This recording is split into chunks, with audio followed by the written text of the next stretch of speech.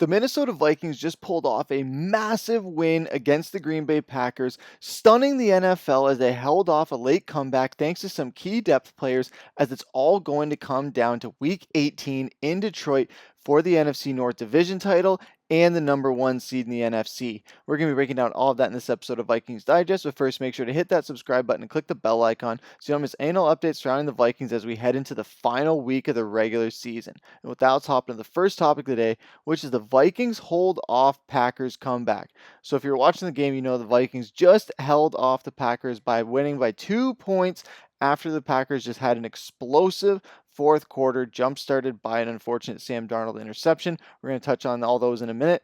But looking at the box score, Minnesota was just pouring it on for almost all three quarters, really. They had a nice lead heading into the fourth quarter that just dwindled away as it went on with the momentum. But in that first half, they were clicking it. It took a little bit to get going, but they were still looking good nonetheless, despite some miscues. But the third quarter is when Minnesota really started to turn it on and kind of get things going. And especially when you look at the scoring there, you saw that Green Bay opened up the scoring on their first drive. Then Minnesota kind of just went with it going into the halftime. That field goal before the half, that was a very questionable final drive before the half because they wasted about 20 seconds off the clock when they had two timeouts in hand that they could have used to maybe try and go get a touchdown. And that touchdown would have been huge if they were able to pull that off because they wouldn't have had to give us all a heart attack near the end of the game. But Will Reichard still was able to hit those two field goals. He did miss two. We're going to touch on those later on in this video. But the third quarter, that's when things really got going. Jordan Addison, 18-yard pass reception from Sam Darnold, and then as well with Cam Akers with the 9-yard screen pass that he ran right in. It wasn't a big star-studded affair like it usually is with Minnesota, but guys stepped up. And then in the fourth quarter there, we saw Green Bay got the 2-point conversion on the first one, and then on the second one, they did kick the extra point in the hopes that they were going to get the ball back. But Minnesota had other plans. And with the one scoring affair, Kevin O'Connell improved to 26-9 in one-score games and spearheaded the sweep against the division rival as Minnesota improved to 14-2 and kept possible the opportunity to play for the number one seed in the NFC playoffs. A win next week at Detroit, who plays at San Francisco tomorrow night, will secure the division crown and a first-round bye. So Minnesota, they control their own destiny, and we have the best coach in the game when it comes to one-possession games as of right now. He's second all-time as far as one-possession games, and he got another win on Sunday. And then when you look at Sam Darnold as well, not only did Kevin O'Connell have another great game for his career, but Sam Darnold as well, setting career best in passing yards with 377 yards, completing 33 out of 43 passes with the one interception. Unfortunately, it was a really bad interception. And then as well as throwing for two, averaging 8.8 per pass, posting a QBR of 79.6 and a passer rating of 116.1.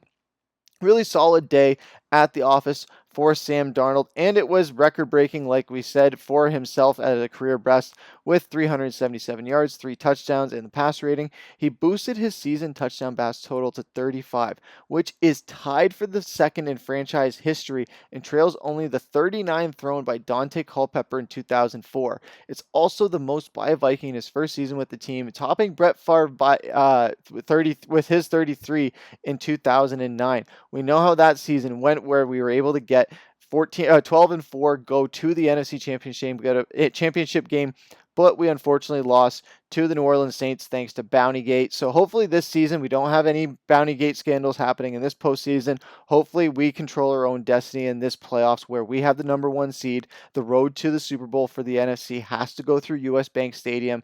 And if it's an unfortunate matchup against the Eagles in the NFC Championship, once again, at least we are on home turf instead of having to travel to Lincoln Financial, and they are having to come into our loud stadium where the fans tonight, they were rocking, they were rolling.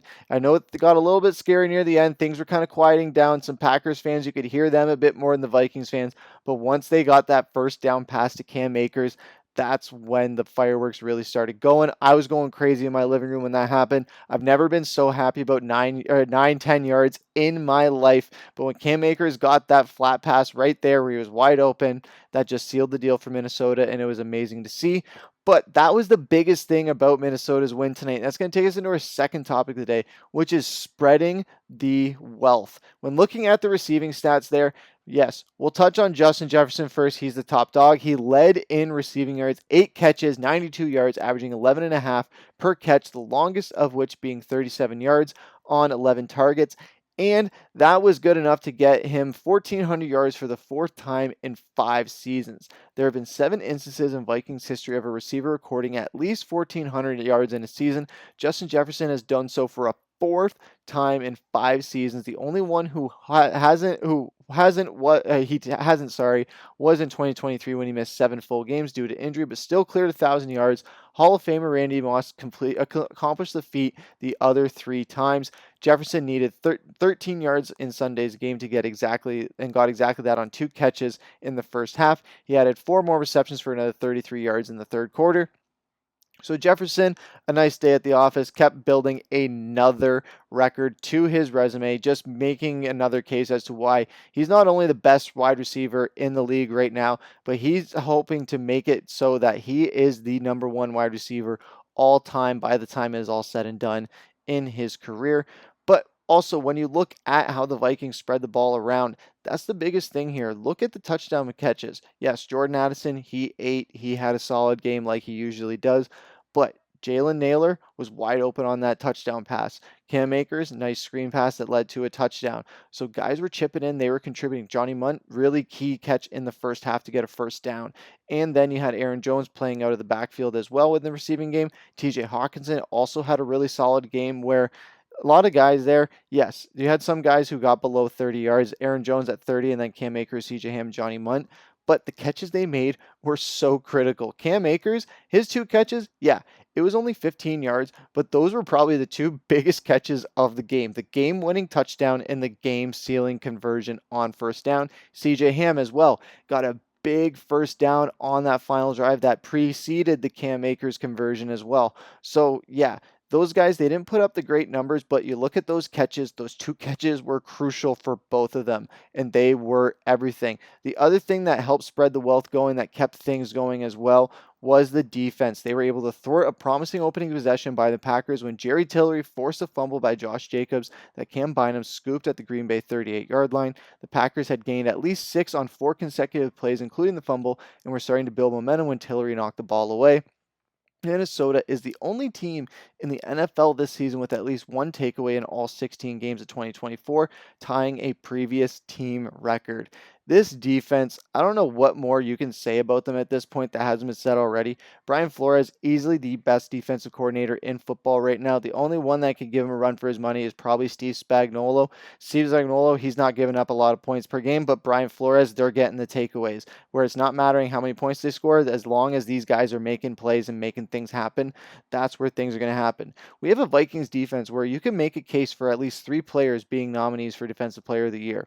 I don't know any other defensive unit that has that. Andrew Van Ginkel, he's a dog. He's rolling. Cam Bynum, he's a dog. He played a great game. Byron Murphy also played a great game.